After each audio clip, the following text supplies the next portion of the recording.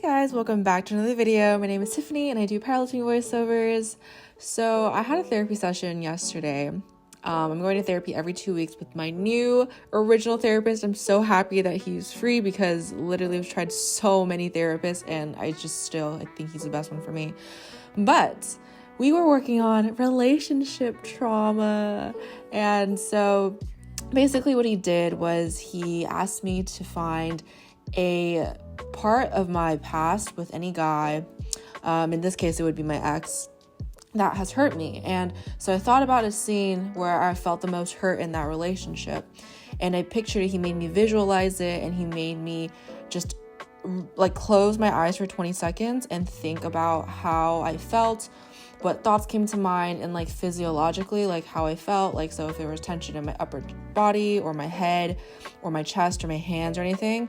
And like when I was saying that story, even I started just crying, and I was like, fuck, like it was just kind of crazy how all of that was built in. And it could be just like I'm reliving the past, but what he was saying, that trauma work is kind of like you are seeing this scene in this movie, but you're not in it. It's like you almost think about it as it's a clip, but it's on a train, like far, far away from you. So even though it might feel like you are feeling and it's happening right now, it's really not. And so that's why trauma work can be really hard for people, is because you literally feel like you're in it right now. And depending on how traumatic the experience is, it can be very, very hard for people to recuperate. And some people become numb when they talk about trauma, which is, I think, why people in dating right now, is some people, they numb themselves to feeling emotions, to falling in love, and to just like catching feelings. And it's like the thing, or the cool thing, to just not catch feelings and to be numb to it, essentially. But what he was saying basically was that after I thought about that, he was like, okay, now think about some figures in your life. So we did 20 seconds for each. We thought about protective figures, wise figures, I think nurturing figures, and resource figures. And I had people in mind. It didn't have to be like actual people. It could be people from a movie or characters, people who have passed away, pets even. And so I came up with my own list, and I just imagined that scene where I was really traumatized in that relationship, and I thought about those figures with me. And when I was thinking about it, I literally felt so much better, and I felt like they were holding my hand, essentially, and as if there was like a cast around me, like almost like an angel, you know how they have like a little glow, like that's how I felt when they were people next to me. And I kind of just embodied that. And then towards the end, after we got to like the fourth